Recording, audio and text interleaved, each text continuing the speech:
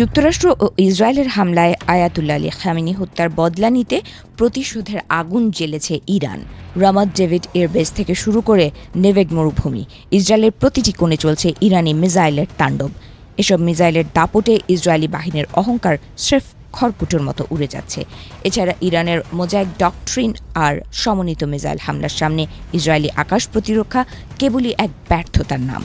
বিমানবন্দর অচল, আকাশপথ রুদ্ধ, আর রণক্ষেত্রে একের পর এক প্রাণহানিতে ইরানি চোরাবালিতে আটকে গেছে ইসরায়েল, যেখান থেকে বেরোনোর কোনো পথ দখলদারদের সামনে নেই। তেল আবিবের বাংকারে লুকিয়ে থাকা ইসরায়েলি নীতি নির্ধারকরা আজ হাড়ে হাড়ে টের পাচ্ছেন পারস্যের সিংহের সাথে লড়াই করা কতটা ভয়াবহ হতে পারে। এদিকে পশ্চিমা গণমাধ্যমগুলোর রিপোর্ট অনুযায়ী যুদ্ধে ইসরায়েলকে পঙ্গু করতে গুরুত্বপূর্ণ স্থাপনাগুলোকে টার্গেট করছে ইরানি বাহিনী। বৃহস্পতিবার ইরানের ইসলামিক বিপ্লবী গার্ড বাহিনী IRGC জানায়, ইসরায়েলের হৃৎপিণ্ড হিসেবে পরিচিত বেন গুরিয়ন বিমানবন্দর এবং সেখানে অবস্থিত বিমান বাহিনীর ২৭তম এয়ারবেসকে লক্ষ্য করে হামলা চালানো হয়েছে।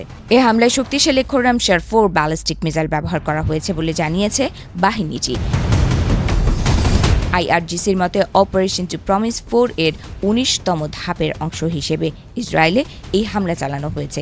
ইরান দাবি করেছে তাদের এই মিসাইলগুলো ইসরায়েলের ৭ স্তরের আকাশ প্রতিরক্ষা ব্যবস্থা ভেদ করে বিমানবন্দরে আঘাত হেনেছে। হামলার ধ্বংসলীলা ইসরায়েলি শত্রুদের জন্য নরক তৈরি করেছে।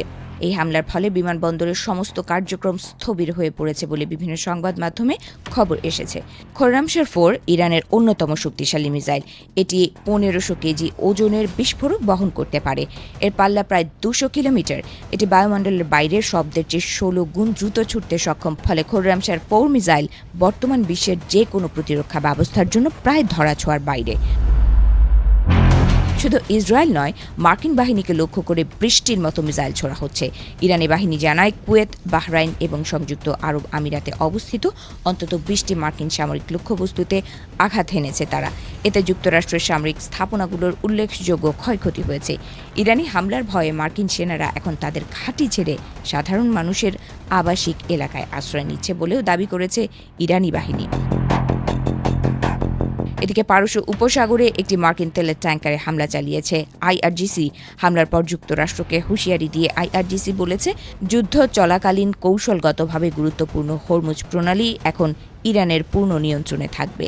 যুক্তরাষ্ট্র, ইসরায়েল এবং তাদের ইউরোপীয় মিত্রদের কোনো সামরিক বা বাণিজ্যিক জাহাজ এই পথ দিয়ে যেতে দেওয়া হবে না বলেও হুঁশিয়ারি দিয়েছে ইরানের সবচেয়ে দুর্ধর্ষ বাহিনী IRGC। বিশেষজ্ঞদের মতে চলমান যুদ্ধে এখনও পর্যন্ত সিংহের মতো লড়াই করছে ইরান। সামনের দিনগুলোতে রণকৌশল ঠিক রাখতে পারলে মার্কিন ও ইসরায়েলি বাহিনী ইরানের সামনে আরও বিপর্যস্ত হয়ে পড়বে বলে মনে করছেন তারা।